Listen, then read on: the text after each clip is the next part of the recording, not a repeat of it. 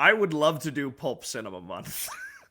Okay, well, yeah. I mean, that seems to be the pattern. Like we can trade ownership, create creative direction from month to month. So if you want to do Pulp next month, we can do Pulp.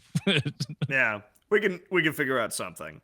But what is a different genre from pulp is whatever sci-fi, fantasy, historical fiction we are encountering today. Moon Over Tao.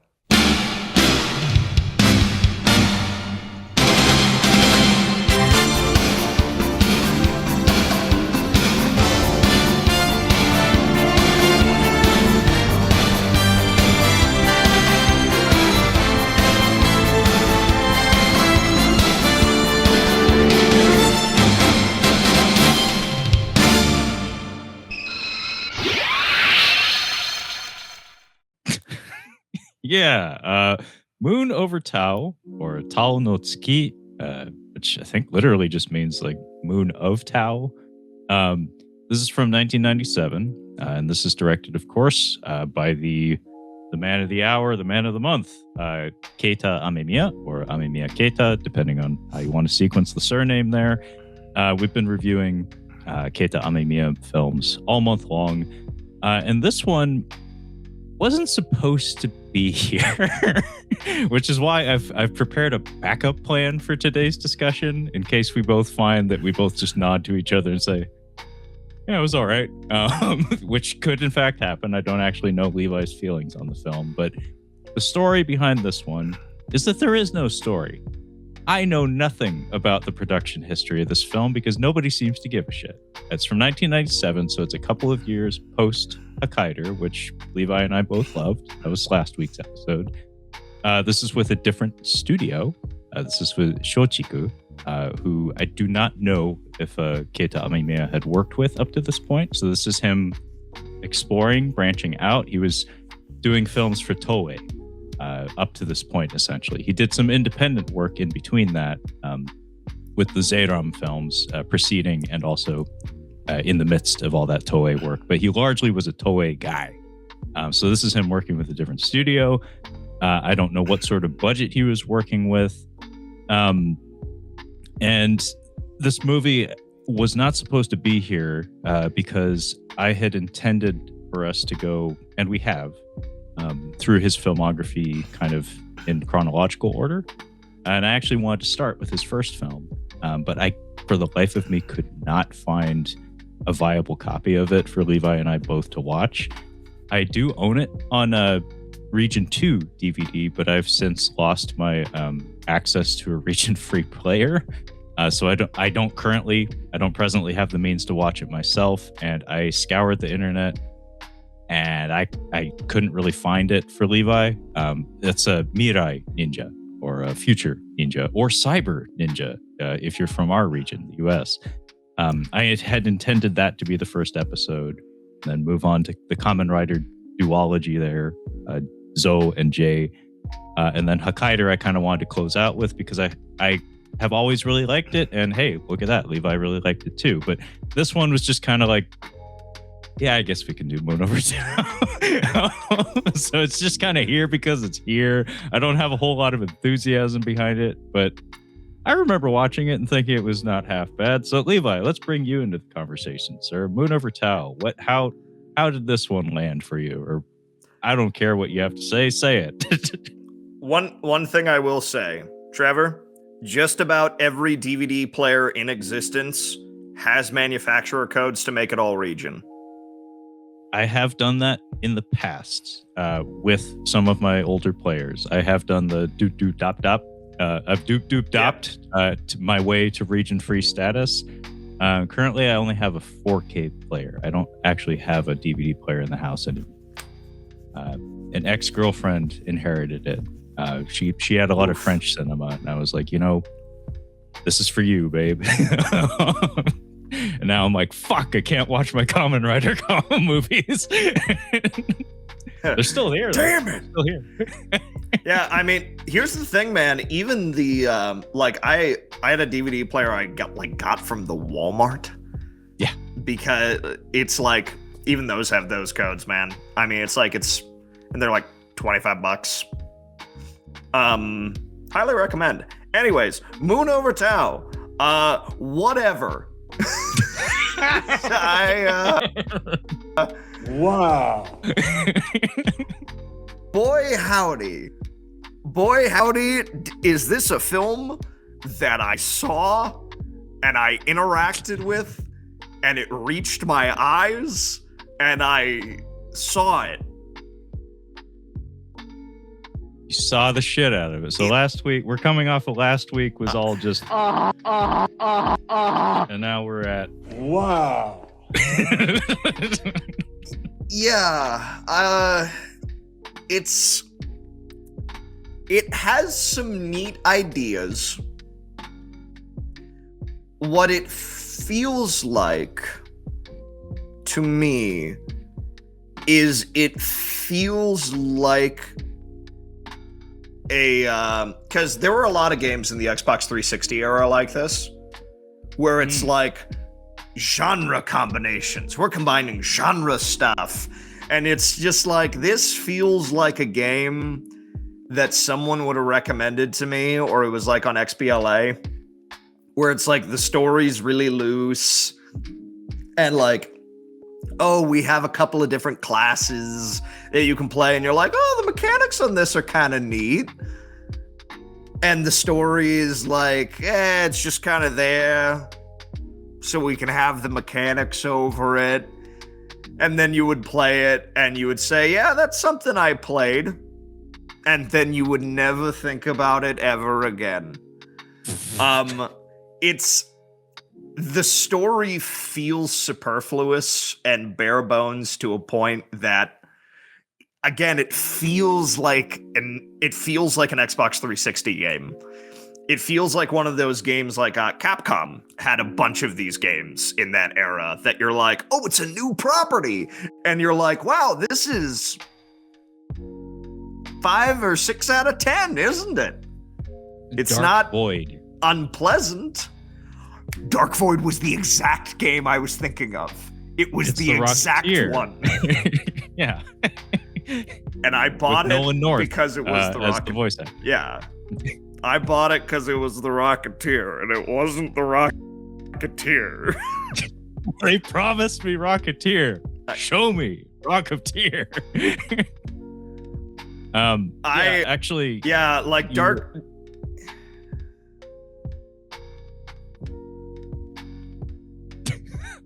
I was just gonna say Dark Void was the one that came to mind, but as you were speaking, like a couple others came to mind, because you're right, there was like a speculative fiction boom or something in that time frame where like you had the Resistance games on the PS3. It's like alternative World War II kind of thing.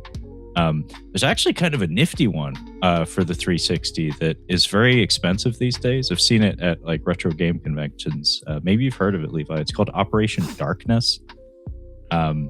Think like classic Universal monsters in a strategy tactics game. So think like XCOM or something, or maybe Fire Emblem, I guess is a better thing. But with Frankenstein monster Nazis, werewolf Nazis, vampire Nazis, and mummy Nazis. It's pretty cool. It looks pretty cool. Neat. Neat. I like.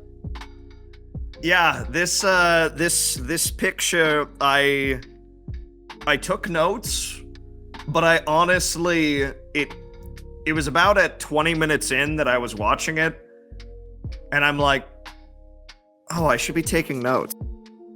And I picked up my pad. I mean, I got stuff to write down. There are things happening, but like,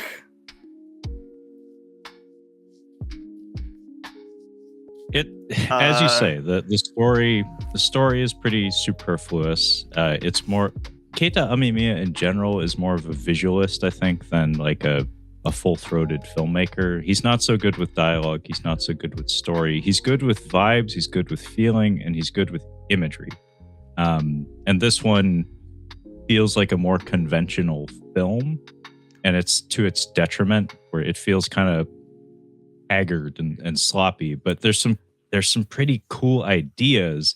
It's just the elements stitching it all together, the flow of it is just not really there, because like we haven't really gotten into the details of it, but I'll just lay it out for you. It's like seems like a Edo period, like Japanese historical fiction, where a mysterious metal has been mined by a certain clan, and the metal is used to craft swords that are of impeccable quality and restore themselves. Like they demonstrate their power by cutting through a solid slab of stone effortlessly. So it's like, oh, like if you think of it in terms of like weaponry of the time, it's like that would be a pretty big deal. It's like you no longer clash swords with anybody on the battlefield. You simply slice through them. That would make your army pretty fucking strong. So you have that, and then there's aliens, and there's monsters that came from a different galaxy, and there was an exploding moon. There's a lot of bloodshed. There's Japanese mysticism and literal magic. There's a lot of stuff in here. It just doesn't flow very well. It's the same thing. It's not that it lacks cohesion, actually. Like all these things can live together in the same space, and it doesn't weird me out. Like I don't feel alienated by it. It's just I feel bored by it. It's the problem. Yes.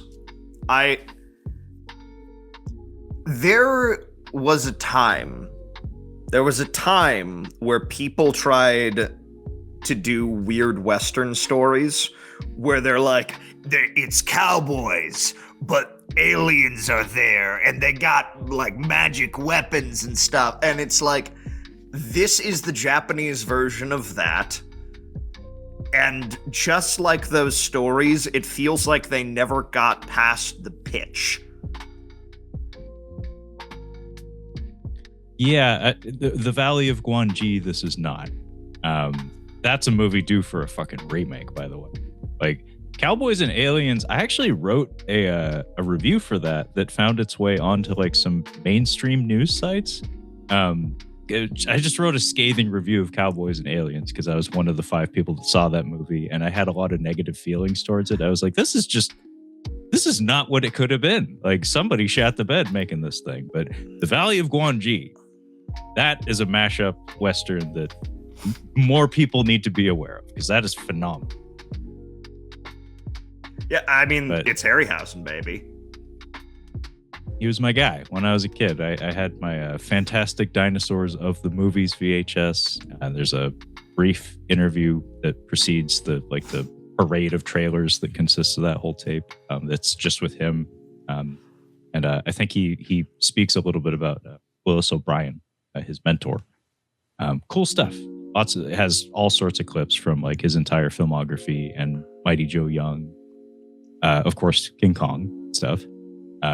Eye-opening, life-changing, honestly, when I was a little kid.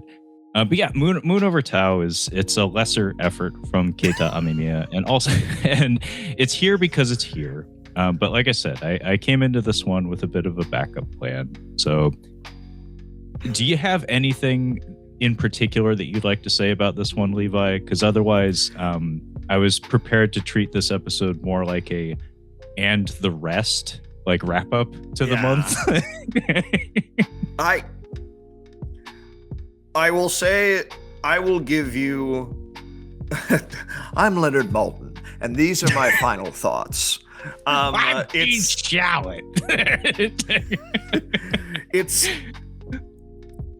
the most I can say as a general overview, our priest character has a neat power, which is he uses calligraphy. He essentially has a pad. He has a pad and brush that he writes symbols on, which I'm sure I could read if I could read Japanese. And he throws them, or he places them places, which allows him to push, pull. It allows him to make things light on fire. It's a cool idea. It's a neat power. Even to the point that his what he wields is a staff that turns out to be a giant paintbrush. so he can like paint it on logs that he throws at people, and it's like, okay, this is kind of cool. We don't do too much with it. I wish we did a little bit more with it. So that is one element. The other element is the aliens have kind of a unique design, but the problem is they only communicate via telepathy, so our actors don't get to act. They just get to stand there. They just stand there. And they make faces. Kind of, yeah. Kind of a neat design. I mean, it's let me see. The monster sucks.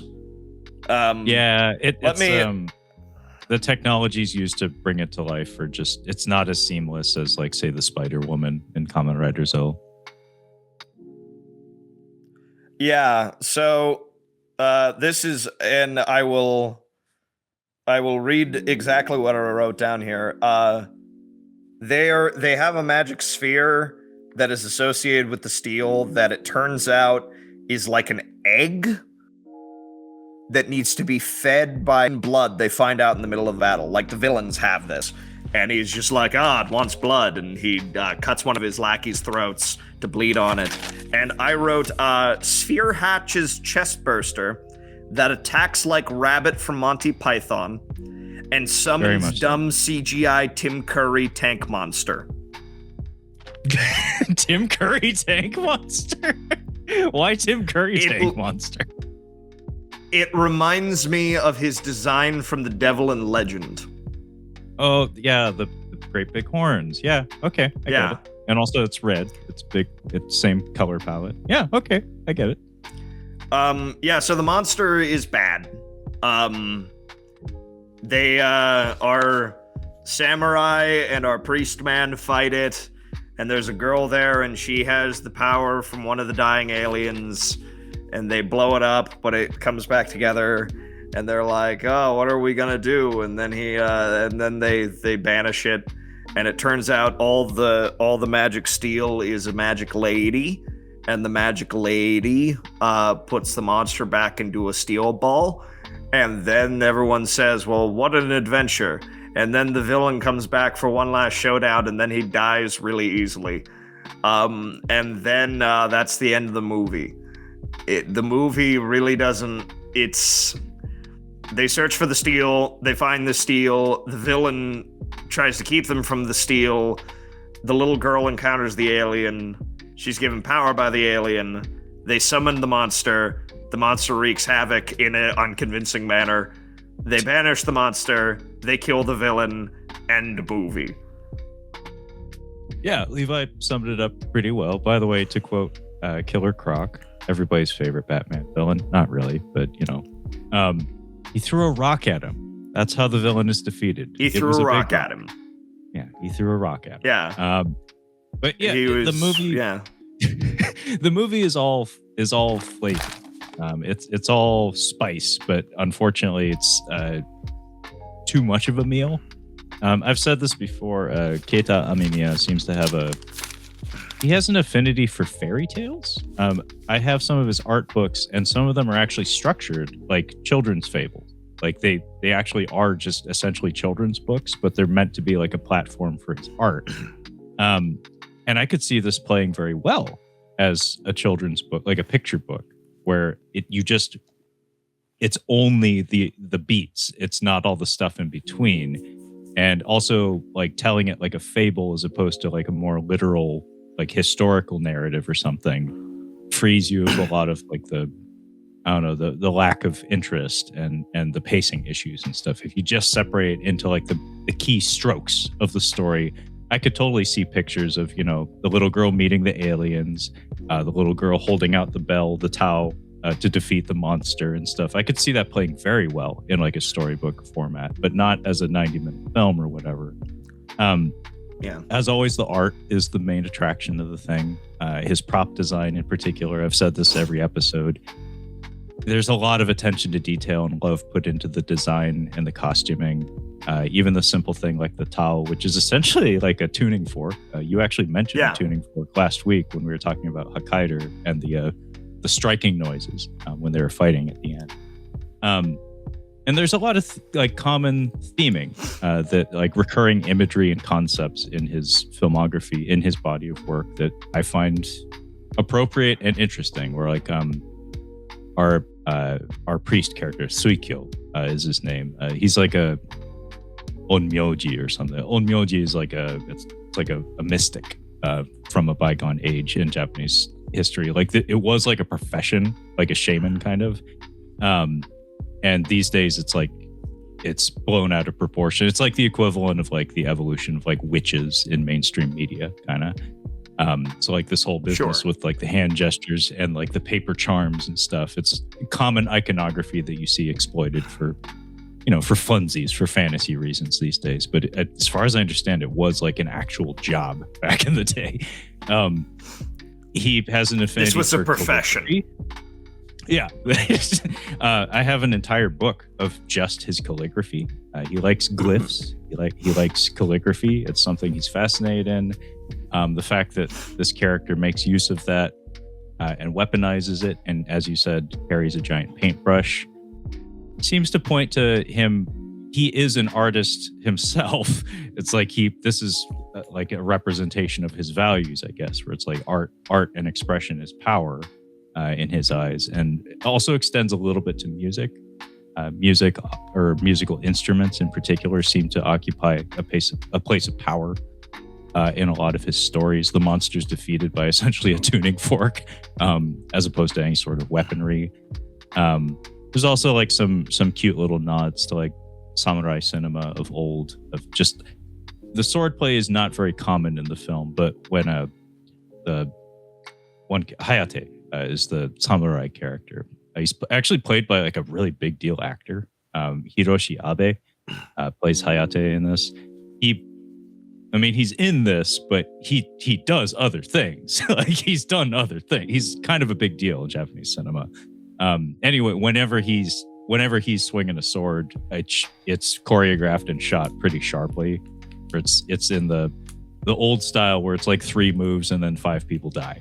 And it's just like one shot, like 3 seconds, and it's like, that's it. There's no showy like clanging of swords or something. It's just like zip, zip, zip. Everybody's dead. I really appreciate that. Like I remember watching a lot of those kinds of movies with my mom when I was a little kid. But yeah, it's a shame that the design of the monster, whose name is sometimes associated with the title of the film, by the way, Makaraga. It's a shame the monster's not so hot, especially because it occupies a lot of screen time. Like, and also it's shown in like broad fucking daylight, so it has no shadows to hide in. It's kind of a shame because like conceptually its silhouette and its face, like the animatronics on its face are not half bad. Like its eyes are very expressive, but the way it's lit and the fact that we just see it in broad fucking daylight, big as life and twice as ugly for like the last half hour of the movie, just it does not help to quote Bruce Campbell in Spider-Man 2, it does not help to maintain the illusion. Yeah. Hey, Makaraga. Anything else you want to say about this one, Levi? Not really. That was a film that I saw. That's all I have to say about that. That's all anybody I think has to say about that. This movie doesn't have a Wikipedia page. No. Nope. This movie has so little information on it.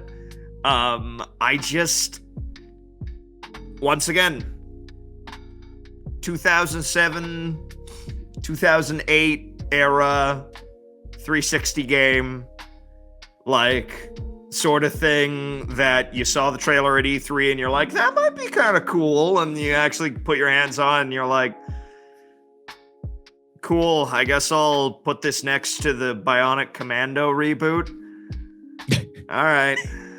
where my wife is my arm now, and my wife is a grappling hook arm now. This is a plot point. I mean, multi-million-dollar video game.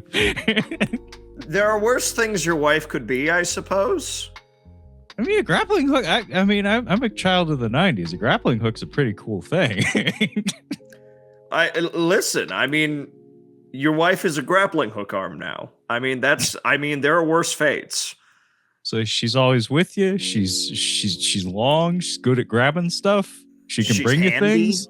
She's handy. God damn it! I hate myself for repeating that. Yeah. Last thing I guess I would say is I actually am surprised I didn't mention this. Keita Amemiya actually did some design work for the Onimusha series of games. For yes. The PS2 era. You can kind of see that in some of his aesthetics, in particular in this film, because it's the same period setting. And I thought that was neat. That's something I always appreciate. I don't know how you feel about those games or if you have any connection to them, but I love them. Yeah, it's just one of those like I got nothing. I got nothing there. That's fine. No, I ate them up. I actually am a sucker for exactly what this is supposed to be. I like that.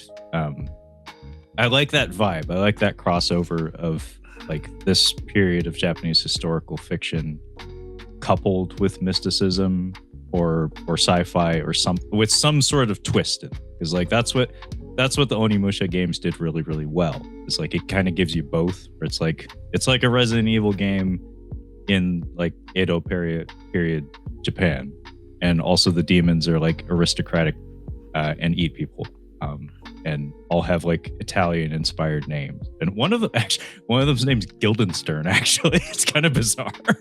Like damnedest of references. It's like, where in the fuck is this coming from? Yeah, that's a weird cut. Like, okay, yeah, I don't know why. Sure, I don't know why. It doesn't need to make sense, but that's what it is. But yeah, so in the spirit of concluding this episode in this month like a 90s sitcom, let's have us a clip show. So I went ahead and I snagged some clips from online, where you find clips, of Keita Amemiya's other works, things that Levi and I have not reviewed this month. And I'll try to go in chronological order. And I'll try to also keep these pretty brief because I don't want to bore Levi or you, our audience, with things that we're probably not going to be speaking at length about. But Levi's going to be seeing quite a lot of this for the first time. And you should be able to, I don't know if the audio will work, like if it'll overlap, but at the very least, you get to look at the thing. You can try talking over it. Hopefully everybody can hear it, but I'll try to work out the kinks as we go. So this first clip is from the aforementioned Mirai Ninja, Future Ninja. So this is his first directed film, and this is a Namco film. So from the people who brought you Pac-Man and Splatterhouse and Dig Dug and Tekken. So this was his first feature-length film. I believe before this he had directed some Super Sentai episodes. But yeah, this is a English language trailer for, I believe, the U.S. market. Specifically, this is for the VHS sales people, the distribution people. So a lot of these kinds of trailers have a particular vibe that is cringy, to say the least. So here we go. Future Ninja. Buy 15 copies for your store. Critics and sci-fi fans around the world are blown away by Cyber Ninja. My tone was perfect, holy. Reminiscent of Star Wars. Reminiscent of Star Wars. A sci-fi samurai. Sci-fi samurai. Deliciously original. Look out! Your worthless human soul I think that's Goldar's voice, by the way. has been woven into this fortress of demons. Mondo Trevor, why didn't we watch this instead? I was trying to get it to you. I couldn't find it. Let the Cyber Ninja live. This looks I awesome. know it is awesome. I own it. I just couldn't get it to you. Act now and get ready for I'm sorry. $100 when you buy one. We could have watched and this. receive the second. By the way, the deal is you get 2 for 1 in case anybody didn't hear that. That's neat. And we have the Real Monsters scream for some reason. What do you say, Cyber Ninja? Neither man nor machine. Cyber Ninja. Don't delay. Order That is a August 1st, horrible and you'll logo. receive Cyber Ninja Oh, it's by hideous. August It's 17th. a digital watch font. Buy one copy for $90. $90. $89.99. Okay, so that was Cyber Ninja, and yes, I agree wholeheartedly. We should have reviewed that. I wanted to review that, just didn't have the means to. By the way, this is a clip from the game, the arcade game, because it is a Namco production. This looks awesome. Yeah, it looks simple, just a side scroller, but it's a platformer, and you can see some Keita Amemiya flourish on here, where that icon in the top center of the screen, that's your health, and they're using kanji as numeric kanji to represent your health. So right now he has 29 health, and like it goes like 80. It's numeric, but it's in kanji, so it's very, very, very Japanese. It's very Keita Amemiya, but. Just for context, I figured I should actually show footage from the game. So now I'm going to show you Zeiram. Now this is some people would call this like his magnum opus. This one's deserving of big space. This is very Tetsuo or David Lynch. This is very Eraserhead. Those kind of like that inky blackness. Yeah, this looks awesome. Yeah, I reviewed this one by myself for Catching Up on Cinema a few years ago. It kind of reminds me of Darren Aronofsky's Pi. Oh, yeah. I have a lot of friends who have picture. I personally haven't, but I have some buddies who really like that one. That's the same actress who plays the aliens in this film, Moon Over Tao. That's Yuko Moriyama. Mm-hmm. She's worked with him a lot. But I don't think beyond the 90s. And yeah, this was along with Kamen Rider Zo, this was the first movie of his that I was exposed to, like when I was very young. And that actor there, Yukijiro Hotaru, his name just happened to pop up right when I needed it. He also was in Moon Over Tao. He also pops up in most of this guy's movies. And the guy on the right, I call Japanese what's his face from the Frighteners and the Reanimator films, Jeffrey Combs. I call him Japanese Jeffrey Combs. Yeah.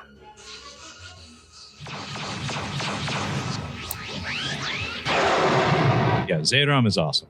I love it. Yeah, this looks like a lot of fun too. Like I said, some people would call this like his finest work, and it is from pretty early in his career. What we're going to discover, Levi, Levi, does look like Beneath Jeffrey Combs. He kind of acts like him too. He has that like blah kind of quality to him. He has that jitteriness to him. But what we're going to discover, I think, Levi, is that Keita Amemiya, very like strong aesthetic sensibilities, seems to be like perhaps a little bit of like an overlap with Tim Burton in terms of his career trajectory, unfortunately. Oh, it's like the early days are brilliant and unique. And then the digital age dawns and it starts to lose some of its luster and its distinctness. Yes. So let's move on to Zeiram 2. And this was one that I actually did consider reviewing with you, but my dumb ass was like, oh, but it's a sequel. He probably won't understand. Like, he'll be thrown into the deep end. But like, I think you called it out last week. You're like, it doesn't matter. So should have done it, but shoulda, woulda, coulda, as my Auntie Shirley would say. So this is Zeiram 2. Yeah, this is Zeiram 2. And this is from 1994. So this is between Kamen Rider J and Hakaider. This looks awesome already. It's awesome. It's basically equal to the first Zeiram, actually, but with more money, which in this case really worked out well. Because the costuming is more. Everything's just more, like sharper. Same composer across many of these films, by the way. Moon Over Tao, Zeiram 2, all of them had the same composer. And Hakaider, by the way. Yeah, this looks far more like his other work. Yeah, like Moon Over Tao, I just couldn't feel nearly as much his hand on it. Yeah, it's very loose. This one feels like very focused. Both the Zeram films feel very personal. They feel like this is his style. This is his lane. This is what he wanted to do. And it was neat seeing her too, because I think the first Zeram film, I think it was Yuko Moriyama's first film, maybe. And by the time you get to this one, it's been a few years, and she feels like she's slipped into the role a lot more easily. Like it feels correct now. In general, the sequel just feels like a refinement. It's very much equal to the first. And what a great trailer too. Oh, I love those graphics. That glow, that blue glow, Levi, that's crack cocaine. I cannot get enough of it. It's funny. I noticed that the Terrifier movies, Terrifier 2 in particular, seems to have borrowed that aesthetic for their graphics, for their promotion. It's something about it. It speaks to my soul. So now we're gonna pivot into some weird stuff. This is gonna be kind of difficult because now we're heading into the 2000s.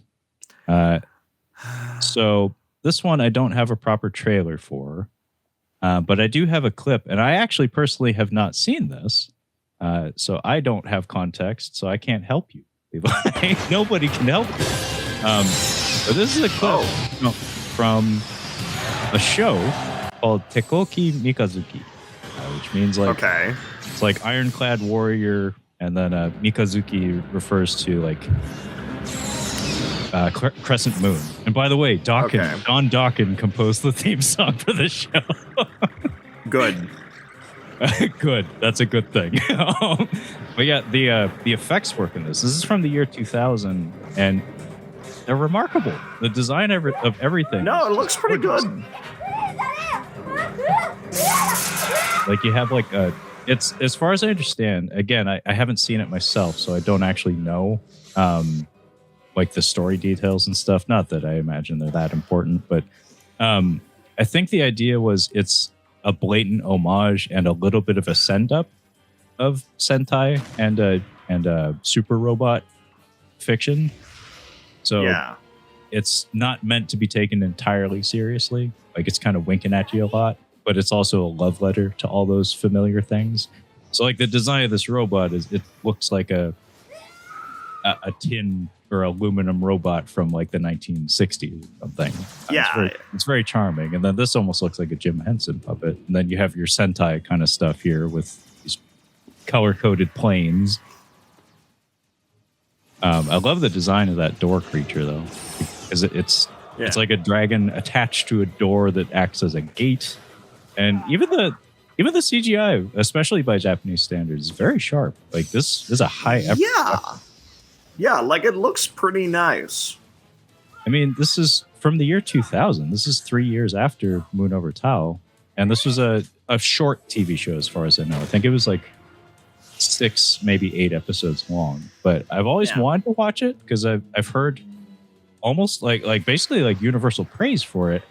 But it doesn't seem to have very much of it doesn't have much of a cultural footprint. But just like pulling up clips of it, it's like, why not? It looks terrific. You want to know what it reminds me of? It reminds me of when like Alan Moore or like Grant Morrison is like, we want to do a send up to an entire era of this genre of comic or this piece of culture, and they get things that are like evocative of those bits, and they put together these big battle scenes and the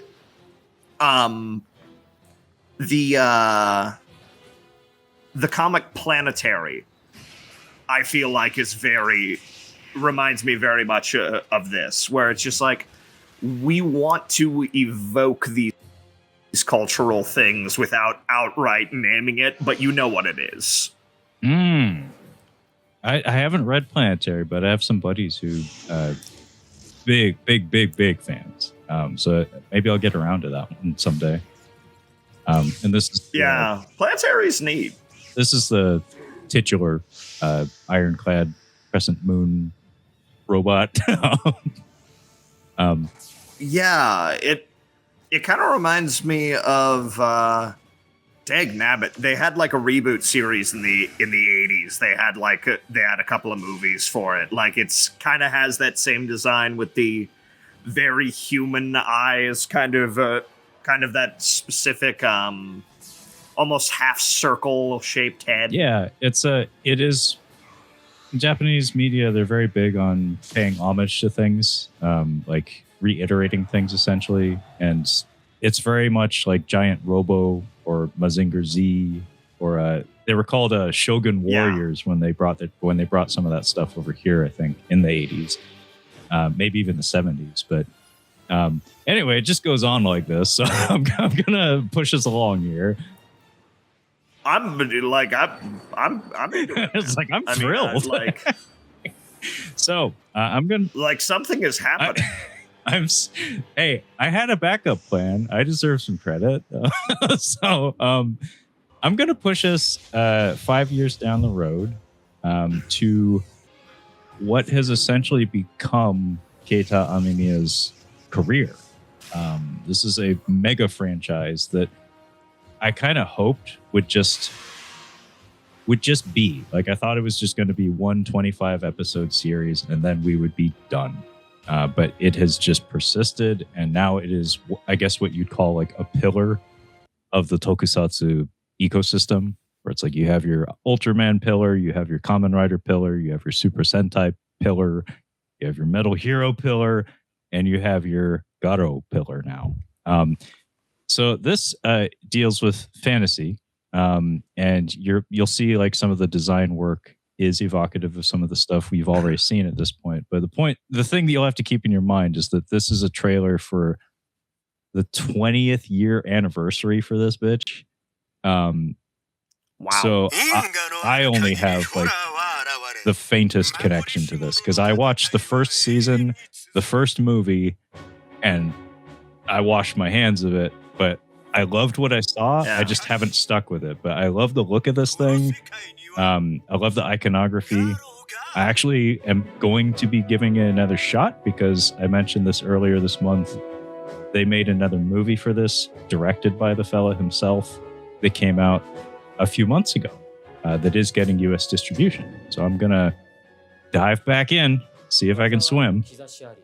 But this is a clip show of everything that is Garo over the past 20 years. So that also incorporates anime, which I could not care less about. So it's like 6 different TV shows, like 6 different movies, 2 different animated shows. It's a behemoth. But so go ahead, Levi. So for some of these clips and some of this effects, is this sort of like how people are like, yeah, I know the effects of especially early reboot Doctor Who are bullshit, but I like it anyways because I like the characters. Is that kind of how this is? I have to imagine, although I will point out the lead actor who is like the pillar of quite a lot of the early stuff in this franchise is apparently like an alleged bad person. There was some sort of scandal involving him knocking up one of his co-stars and then being like the deadest of deadbeat dads. That fella there. So he's kind of been like excused from the franchise. And also I noticed in watching this clip, Levi, that actress is not in any of these clips. So a little bit of a tainted history there. But yeah, when it comes to franchises like this, it's like there is that desire when you like something or when you love something to want to consume everything that it has on offer. But I do not have enough ticks of the clock available to me in my life to do it. So that's what these clips are for, is like I can't possibly hope to work my way through the entire backlog of this stuff. But hey, I can see some cool stuff, and not gonna lie, it does warm my heart to hear the theme music from the first show being used as the foundation for this book, like a musical backing. Like the overture of it does still get my blood pumping.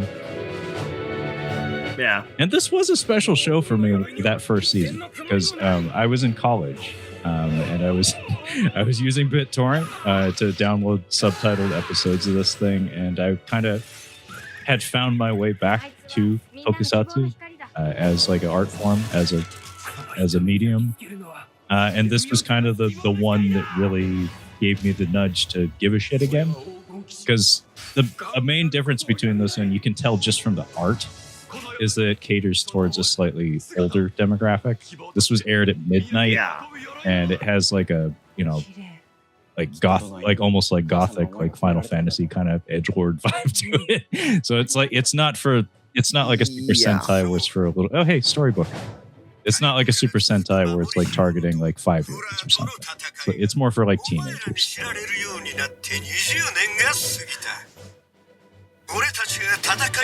But yeah, a lot of like, oh, go ahead, Levi. Some of the things that drive me crazy about and maybe this is just one of those things where it's like my exposure to it is really limited. There's something that drives me crazy about costumes that are too clean. I agree. They need to feel lived. That lack texture. Mm-hmm. It's just like, because I see all these characters on screens and I'm like, in theory, those costumes are good, but they look like a bunch of teenagers at a convention. Yeah, it's because they're pristine and they're meant to be aesthetically pleasing rather than, clothing that people actually wear. Like those women's outfits right there. Those look like cosplay. Very, very intricate cosplay, but still, it just doesn't have that lived-in quality to it. Yeah. It's one of those things where it's like, I've done costume and cosplay work in the past. It's one of the things I try to do is, how can I make the look of this character with as many normal off-the-shelf garments as I can? Yeah. It's like, how can I make it look like, not that I just stepped off the page, but how do I make it look like I could actually operate in this thing? Yeah, I think that's an important quality to bring if you're trying to convey that sort of vibe, as opposed to just like a clean representation, like replication of a thing. Yeah. Well, because it's just like, I don't know, it just comes across as so much goofier when you refuse to adapt what a costume is. Yeah, I agree. I've not done it myself, but that is a sensibility that I too share.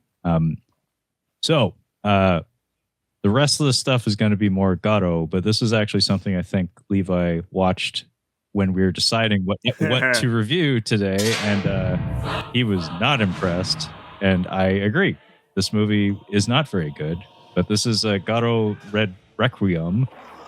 This is the first Garo feature-length film, and even if you can't read Japanese, basically it's saying this is like a big deal movie because it's in 3D, which translates to lots of people pointing things into the camera. I recently have a 4K projector back there that had a 3D setting. And I bought a 3D Blu-ray player. I've got it on a great deal at secondhand for like $10. And so I've invested in a 3D setup. And I'm like, Trevor, the only way I'm going to watch this thing is if I can find a 3D copy of it to experience it as God intended. And I could not. And physical copies of it are far more than I would want to spend. So I'm like, I'm sorry. This ain't for me. Yeah. This looks too rough to enjoy without a gimmick. Yeah, was it like a shit sandwich, and what's the other one? It's the choice between the two. That's essentially what it came down to this month. It's like I was offering Levi Moon Over Tao or this, and he was like, I mean, honestly, like Moon Over Tao, because that one looked pretty rough, I think is how you put it. But yeah, I agree. I have seen this movie. It's not great. It's a continuation of the TV show that it's very much superfluous and it feels like a lesser effort. There was actually a TV special that followed the initial run of the TV series called Beasts of the White Knight. That it was a 2-parter, and it was terrific.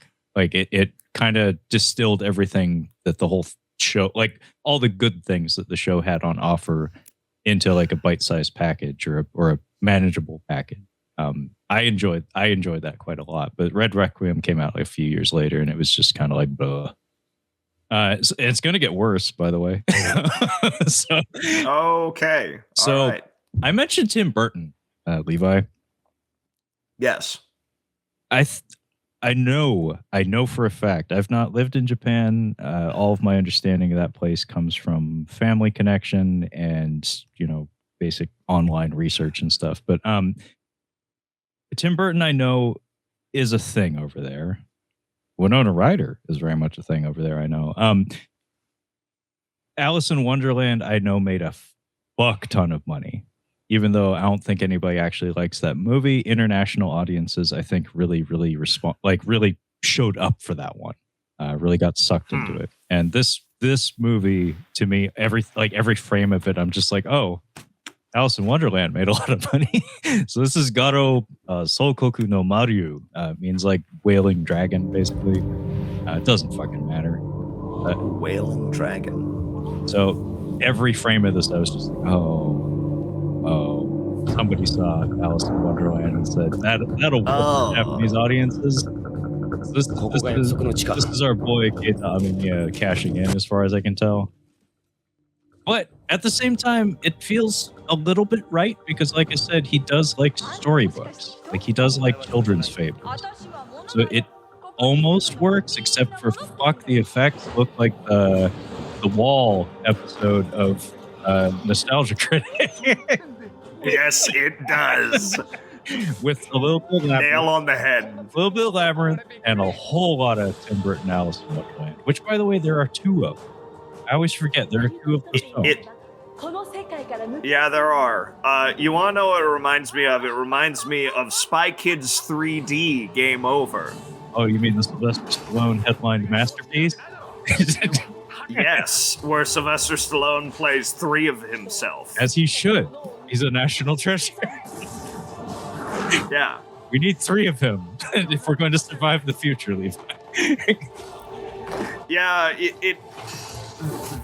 I have rewatched those movies as an adult, and I'm like, this is a really stacked cast for people not being able to do all that much.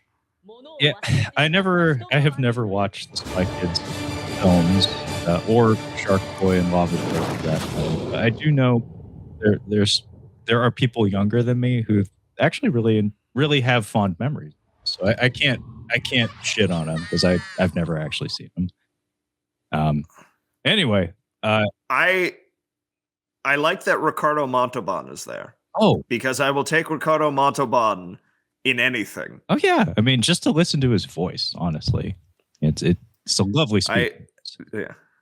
I need you to say rich Corinthian leather. That's what I need you to say, Ricardo. Rich Corinthian leather. Leather. Boss the plane. The plane is coming. So where does it take us next? So this is going to be a trailer for the film that I said I am going to take a look at. That past trailer that we just watched, no, I don't need that in my life. I like the franchise. I don't need all of the franchise. I can pick and choose what I think I'm going to take a chance on or not. I agree wholeheartedly. That was dog shit.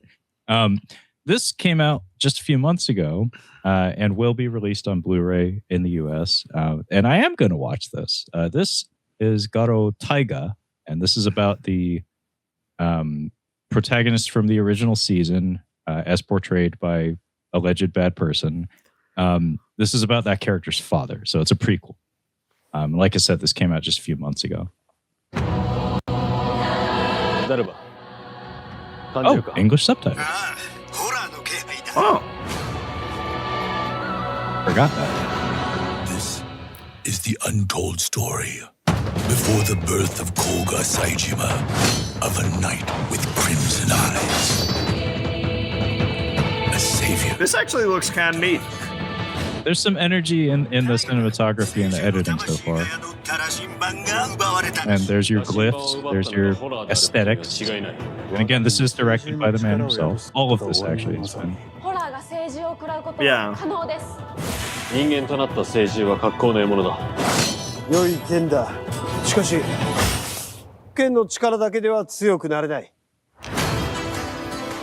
それだ。それがお前たち人の力。その武器を剣に乗せて戦え。行こう。このまままっすぐ行こう。 Yeah, like, not my franchise, but it looks kind of neat. It looks as I kind of would like it. It looks like, for lack of a better term, more humble than some of the other stuff. Like Yeah, it's shot on actual sound stages. There's not too much going on in the frame. It seems more focused. Yeah. It feels like kind of like a reasonable step backwards from like the excess that we had just been exposed to. It feels like something that could be directed by Corridor Digital.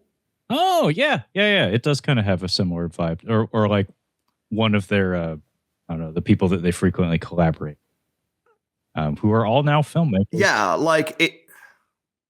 Yeah, like it feels stripped down in a way that makes you say, very talented, very passionate people worked on this, but they also know their business enough to say, to know when to say that's enough.